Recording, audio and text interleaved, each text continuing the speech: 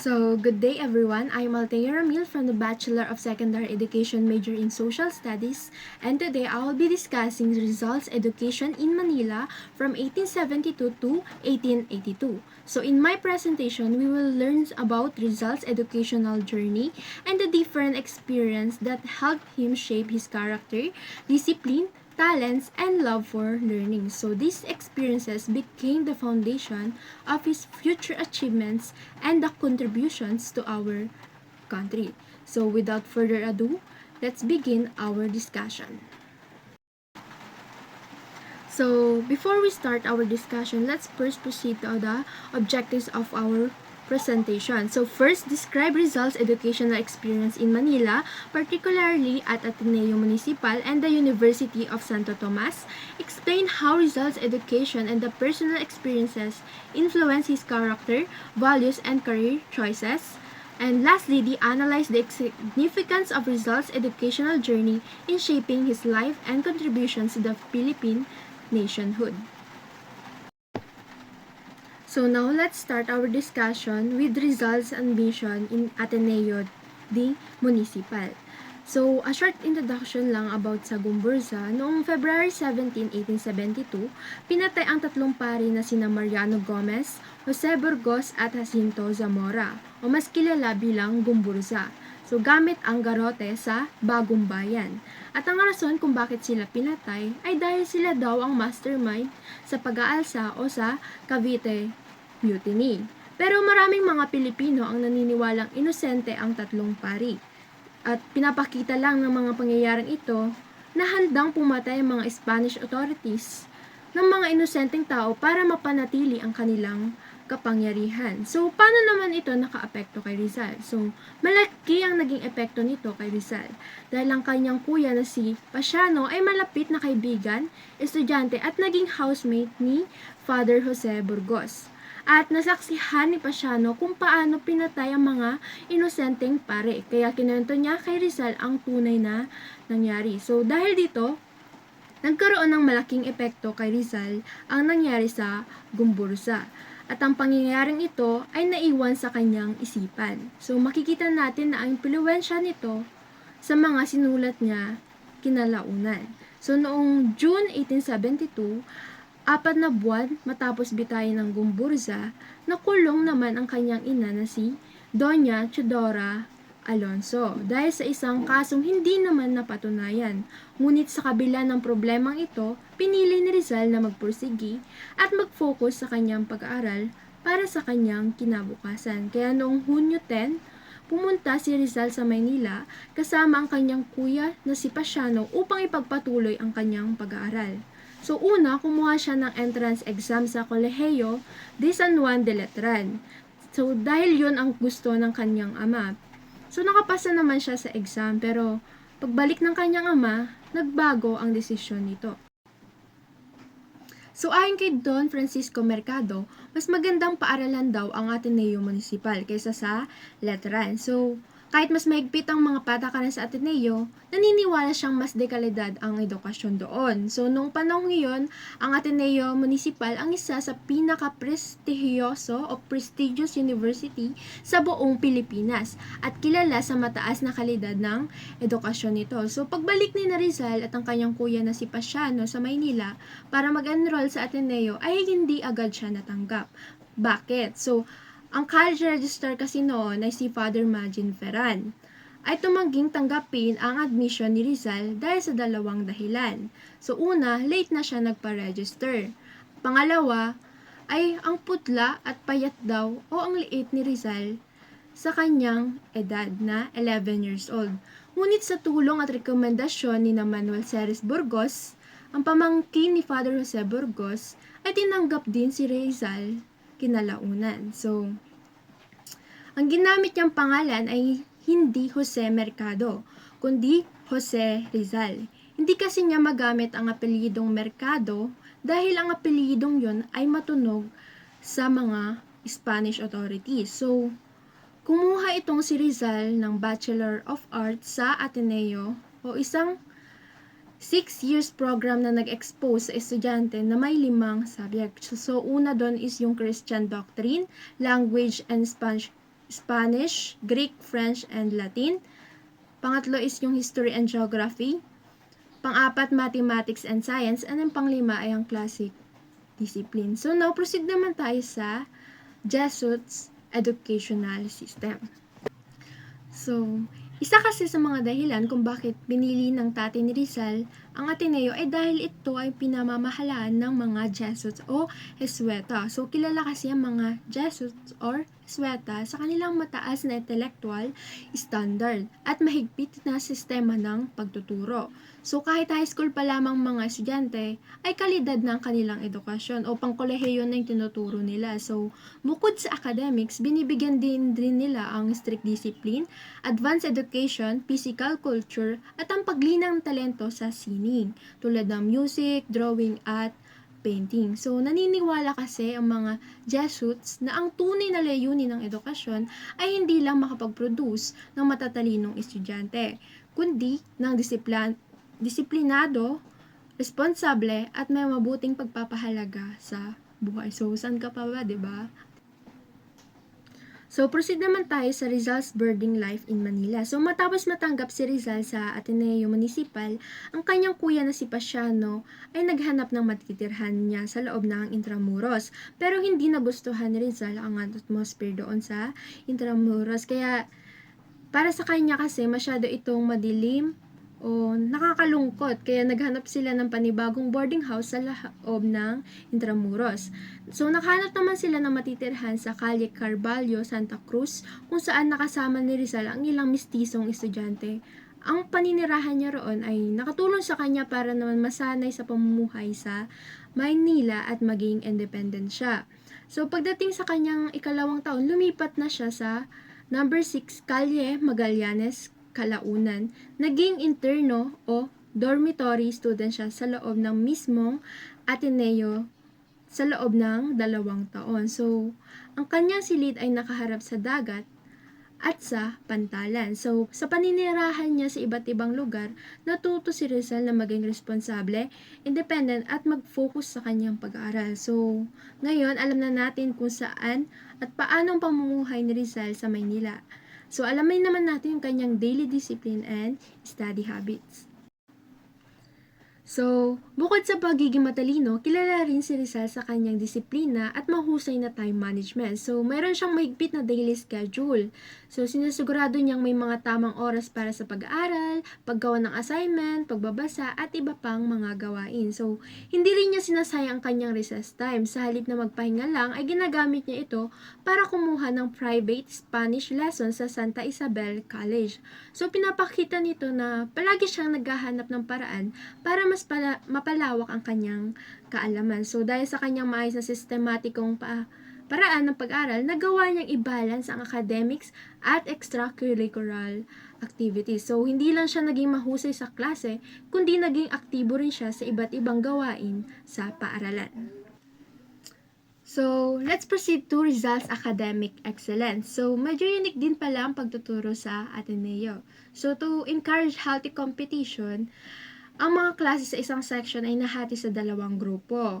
So, para mag-compete sila sa isa't isa. So, unang grupo ay ang mga Roman Empire o interns na nag-aaral o binubuo ng mga estudyante nakatira sa loob ng paaralan. At ang pangalawa ay mga Carthaginian Empire na binubuo naman ng mga externs o nakatira sa labas ng paaralan. So, sa bawat empire, ang mga members nito ay nagko-compete against each other para makuha ang pinakamataas na ranggo na tinatawag na dignitaries.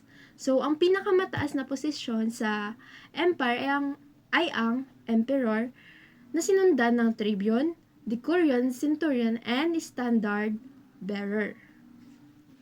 So, nung una, pinaka-lowest pa lang noon si Rizal. Pero sa kanyang pagpupursige sa pag-aaral, ay naging pinaka-highest ranking siya sa empire system. So, now, proceed naman tayo sa influence of his teacher. So, hindi lang pamilya at sariling sipag ang naka-impluensya kay Rizal. Malaki rin ang naging papel ng kanyang mga guro sa Ateneo sa paghubog ng kanyang talento at pagkatao. Una na dito si Father Jose Beck, ang naging unang guro ni Rizal sa Ateneo. Siya ang nagpakilala kay Rizal sa disiplinadong academic environment ng paaralan. So dahil dito, natutunan ni Rizal ang kahalagahan ng disiplina, pagsunod sa patakaran, at pagiging masipag sa pag-aaral. So ikalawa naman ay si Father Francisco de Paula Sanchez. Ang isa sa mga guro na pinakamalaki ang naging impluwensya kay Rizal. So napansin niya na pambihira ang talento ni Rizal sa pagsusulat at panitikan. So dahil sa kanyang paggabay at paghihikayat, lalo pang nahasa si Rizal at ang kanyang kakayahan sa poetry, rhetoric, at iba't ibang wika. So makikita natin na ang suporta at gabay ng kanyang mga guro ay naging malaking dahilan kung bakit na-develop ang kanyang talento at naging mahusay na manunulat at leader ng reforma si Rizal. So proceed naman tayo sa personal challenges na naranasan ni Jose Rizal. So, nung nakalong kanyang ina na si Doña Teodora, dahil sa maling paratang, patuloy pa rin nagsikap si Rizal sa kanyang pag-aaral. So, tuwing school vacation, binibisita niya ang kanyang ina at ibinabahagi ang academic achievements nito para naman mapasaya niya ang kanyang ina. So, dahil sa nangyaring kawalan ng hustisya sa kanyang ina, mas namulat si Rizal sa pang-abuso ng pamahalaang Espanyol. So, sa halip na mawalan ng pag-asa, ginawa niyang inspirasyon ng mga ito upang magsikap sa kanyang pag-aaral. So, ang karanasang ito ay humubog sa kanyang pagmamahal sa bayan at pagnanais na ipaglaban ang katarungan. So, now proceed na tayo sa books that influence Rizal. So, isa sa mga dahilan kung bakit naging mahusay na manunulat at makabayan si Rizal dahil sa kanyang mga librong binasa. So, una dito ay yung The Count of Monte Cristo ni Alexandre Dumas. So, sa nobelang ito ay patungkol sa isang taong dumanas ng matinding paghihirap o kawalan ng hustisya, ngunit sa kalaunan ay nakamit ang katarungan. So, malaki ang naging impluwensya nito kay Rizal dahil naalala niya dito ang pinagdaanan ng kanyang ina. So, pangalawa ay ang Travels in the Philippines in Fyodor Jagor. So, sa aklat na ito, pinaliwanag ni Jagor ang kalagayan ng Pilipinas at sinasabi niya na darating ang panahon na magbabago ang bansa kung magiging edukado at mulat ang mga Pilipino. So, ang dalawang aklat na ito ay nagpalawak sa pananaw ni Rizal at nagbigay ng inspirasyon upang gamitin ang kanyang talino at panulat para sa kapakanan ng Pilipinas. So, now proceed naman tayo sa ating next slide, which is yung Rizal's religious formation at Ateneo. So, bilang isang Jesuit school, hindi lang academics ang binibigyang halaga sa Ateneo, katulad yung sinabi ko kanina, kundi pati ang mga moral values, discipline ng mga estudyante. So, ang goal kasi nila is ang mga mag-aral daw ay maging mabuti, responsable at may takot sa Diyos. So, araw-araw bago sila magsimula ng klase, dumadalo muna ng mga misa ang mga estudyante. So, sa bawat klase ay binubuksan at tinatapos ito sa panalangin. So, dahil dito, na-develop kay Rizal ang disiplina na maging mabuting mag-aaral o may magandang asal at may matibay na pananampalataya na naging gabay niya sa kanyang buhay at pagkatao. So, bukod sa regular na activities, may iba pang programa ang Ateneo para mas mahubog ang kanilang mga estudyante. So, una na riyan ay ang Fraternity of Mary at St. Louis Gonzaga. So, isa ito sa espesyal na samahan para sa mga estudyanteng mahusay sa academics at may mabuting asal at malalim na pananampalataya. So, isa rin ito sa karangalan para sa mga napipili rito. So, tuwing linggo naman, may iba't ibang activities tulad ng poetry, recitation at debate. So, nakakatulong mga ito kay Rizal na mas mahasa ang kanyang public speaking, creativity, at confidence. So, meron ding system of rewards kung saan binibigyan sila ng pagkilala o gantimpala ng mga estudyanteng mahusay sa academics at may magandang pag-uugali. So, dahil dito, mas naging motivated si Rizal na pagbutihin ang kanyang pag-aaral at pag-uugali. So, now proceed na tayo sa development of his talent. So, habang nag-aaral si Rizal sa Ateneo, hindi lang siya nag-focus sa academics. So, dinevelop niya din ang iba't ibang talents niya. Sumali siya sa gymnastic at fencing para maging physically strong at disciplined siya. So, bukod doon, naging mahusay din siya sa drawing, painting, sculpture, at wood carving. So, isa sa pinakasikat na ginawa niya ay ang carving ng Sacred Heart of Jesus na nagpapakita ng kanyang artistic talent at malalim na pananampalataya. So, sa tulong ni Father Sanchez, laro ring na-develop ang writing skills ni Rizal. Nagsulat siya ng mga tula tungkol sa edukasyon, religion, history, at patriotism. So, now, proceed na tayo sa Rizal's literacy development. So, nung 4th year na si Rizal sa Ateneo, naging mentor niya si Father Francisco de Paula Sanchez. Siya ang isa sa mga taong naniwala sa talento ni Rizal sa pagsusulat ng tula. So, inilarawan pa ni Rizal si Father Sanchez bilang isang mabuting guro na may pagmamalasakit at pagmamahal sa kanyang mga estudyante. So, dahil sa guidance niya, lalong nahasa ang talent skills ni Rizal. So, o poetic skills ni Rizal. So, kahit may isang professor nagsasabing itigil na niya ang pagsusulat ng tula, hindi siya sumuko. So, dahil sa encouragement ni Father Sanchez, pinagpatuloy niya ang kanyang passion sa pagsusulat. So, habang nasa Ateneo si Rizal, marami siyang naisulat na tula. Iba't iba ang tema nito tulad na lang ng history, childhood, religion, education, at war. So, kasama sa mga kilalang tula niya yung Felicitasyon, El Embarque, at iba pa. So, makikita natin na sa mga tulang sinulat ni Rizal, malinaw na ang kanyang pagmamahal sa edukasyon, relihiyon, at sa kanyang bayan. So, ang mga ito rin ang naging foundation ng kanyang pagiging isang mahusay na manunulat at pambansang bayani. So, now proceed na tayo sa first love ni Rizal, which is si Segunda Katigbak. So, si Segunda Katigbak ay ang tinuturing na first love daw ni Dr. Jose Rizal. So, galing siya sa isang mayamang pamilya sa Lipa, Batangas. So, nagkita sila o nag-meet sila noong 14 years old pa lamang si Rizal at si Segunda naman ay 16 years old naman. So, ang una nilang pagkikita ay sa bahay ng lola ni Rizal sa Trozo, Manila. So, nagustuhan agad ni Rizal si Segunda dahil sa kanyang kagandahan at mabuting ugali. Ngunit, kahit may nararamdaman na sila sa isa't isa, ay nakapangako na si Segunda kay Manuel Luz, isang mayaman ding lalaki mula sa Lipa. So, kaya hindi natuloy ang kanilang pag-iibigan. So, nung panahong yun kasi, malaki ang impluwensya ng pamilya at social status sa pagpili ng mapapangasawa.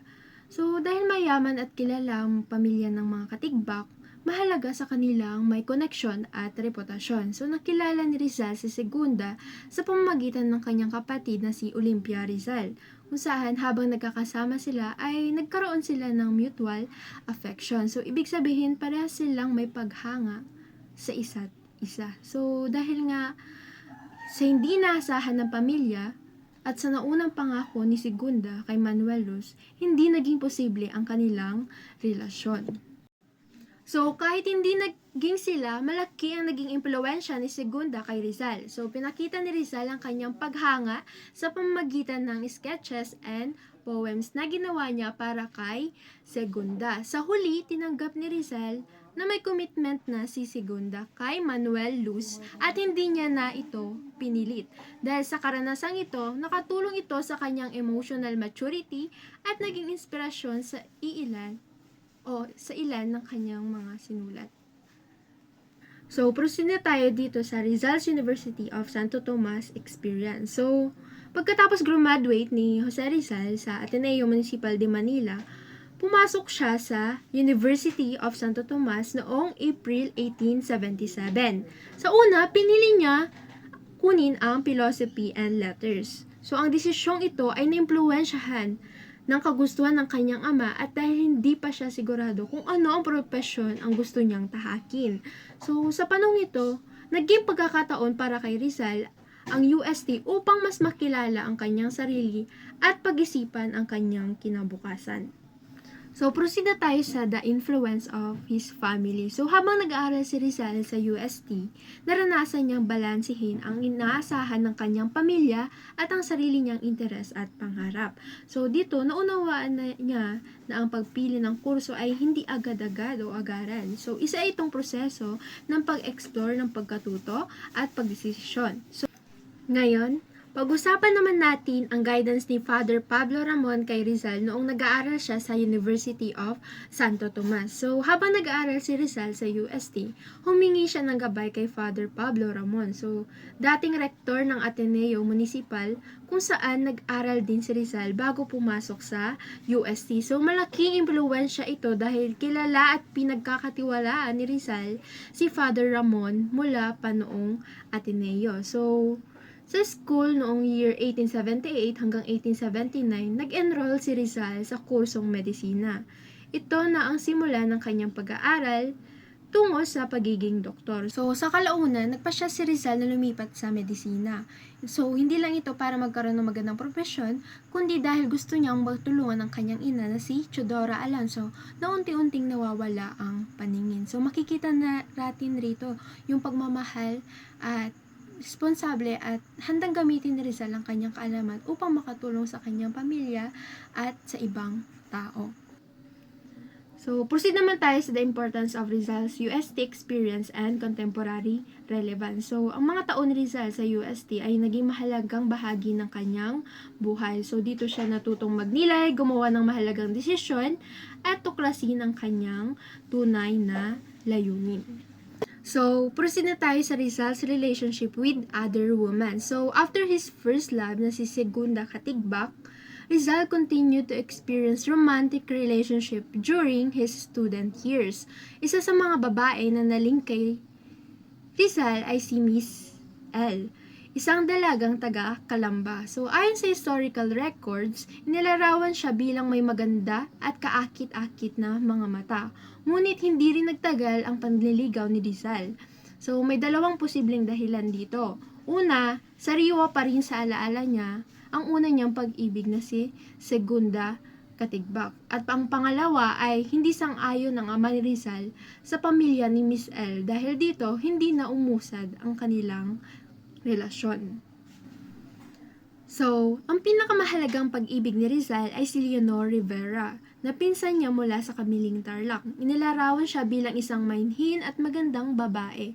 Nagkaroon sila ng malalim na relasyon at kalaunan ay naging engaged sila. So, dahil gusto nilang maging pribado ang kanilang pagmamahalan, nilagdaan ni Leonor ang kanyang mga liham gamit ang alias na Taimis. So, sa kasamaang palad, hindi sila nagkatuluyan dahil sa pagtutol ng kanyang pamilya at pinakasal si Leonor kay Henry Keeping habang nasa Europa si Rizal. So, ang masakit sa karanasang ito ay pinaniniwala ang nakaimpluwensya sa ilan sa mga sinulat ni Rizal. So, sunod naman ay si Leonor Valenzuela. So, habang nag-aaral si Rizal sa University of Santo Tomas, nanirahan siya sa bahay ni Doña Concha Leiva sa Intramuros. So, nanligaw siya kay Leonor Valenzuela. So, isa sa pinaka-interesting na bahagi ng kanyang relasyon ay ang paggamit ni Rizal ng invisible ink na gawa sa pinaghalong tubig at asin. So, kailangan pa itong painitin sa papel para mabasa ang mensahe. Tinuruan niya si Leonor na tinatawag niyang orang kung paano ito basahin. Kahit hindi sila nagkatuluyan, of course, pinakita na sa relasyon ang pagiging malikhain at romantiko ni Rizal. So, proceed na tayo sa last topic ng ating discussion, which is the victim of brutality. So, ang insidenteng ito ay nagpapakita ng diskriminasyon at pangabuso na naranasan ni Rizal sa ilalim ng pamahalaang Espanyol. So, isa rin ito sa mga karanasang nakaimpluwensya sa kanyang pagmamahal sa bayan at sa kanyang laban sa reforma. So, background of the incident lang, nangyari ang insidenteng ito noong 1880 sa Calamba, Laguna. Sa panahong iyon, si Rizal ay freshman medical student sa University of Santo Tomas. At nasa summer vacation siya sa kanilang bayan. So, isang gabi, hindi niya nabati o nasaluduhan ang isang Spanish Guardia Civil o lieutenant dahil hindi niya ito kilala sa dilim. So, dahil dito, nagalit ang opisyal at nauwi ito sa marahas na pangyayari. So, bilang parusa, bigla siyang inampas ng opisyal gamit ang espada sa kanyang likod. So, ayon mismo kay Rizal, tumagal ng 2 linggo ang kanyang sugat. Mas masakit pa rito, wala siyang nakuhang ustisya dahil pinaboran ng pamahalang Espanyol ang kanilang opisyal. So, sabi niya, I could not obtain any justice. So, pinakita lang nito ang colonial oppression, guardia civil, abuse of authority, social inequality, nationalism, and justice, and accountability. So, proceed na tayo dito sa historical context. So, nung panahon ng Kastila, ang mga Espanyol ang nasa posisyon o kapangyarihan, samantalang ang mga Pilipino o tinatawag na Indios ay patuloy na nakakaranas ng diskriminasyon. So, hindi pantay ang pagpapatupad ng batas kolonyal at karaniwan na lamang ay ang pang-abuso ng mga opisyal sa gobyerno noon. So, mahalagang maintindihan natin na ang naranasan ni Rizal ay hindi lamang personal incident, kundi salamin ito sa mas malawak na katotohanan ng lipunang Pilipino noong ika-19 na siglo.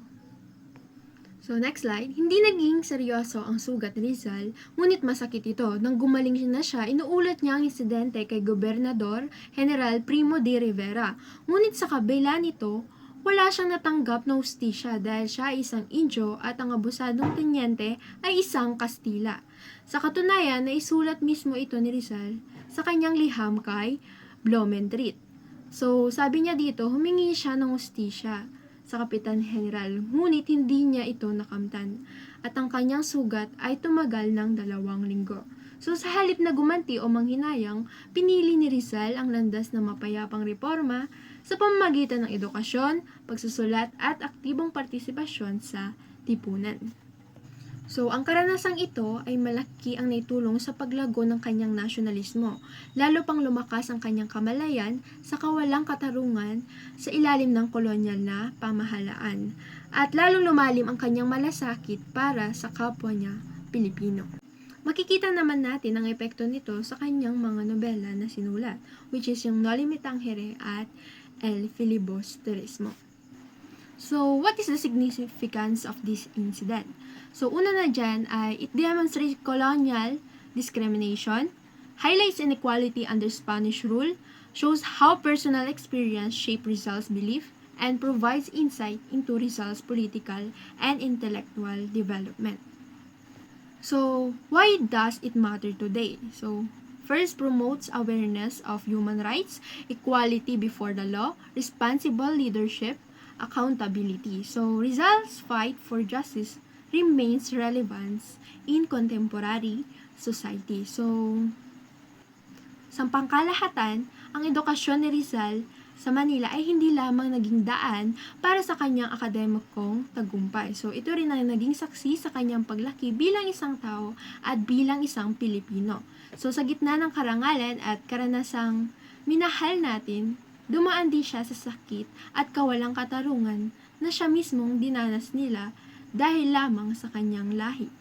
So, ngunit sa halip na sumuko o gumanti siya, ay pinili niya ang landas ng kapayapaan gamit ang karunungan sa pagsusulat at pag-ibig sa bayan bilang sandata laban sa mga kawalang katarungan noong panahon ng mga Espanyol. So, ang mga taong yoon na ginugol ni Rizal sa Maynila ay naging matibay na pundasyon ng pagiging bayani niya.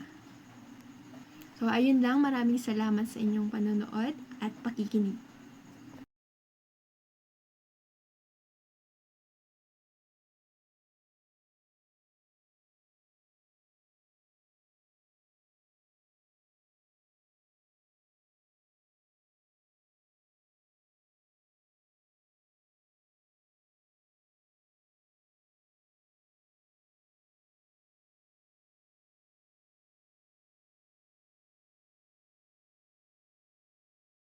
So, ayun lang. Maraming salamat sa inyong panonood at pakikinig.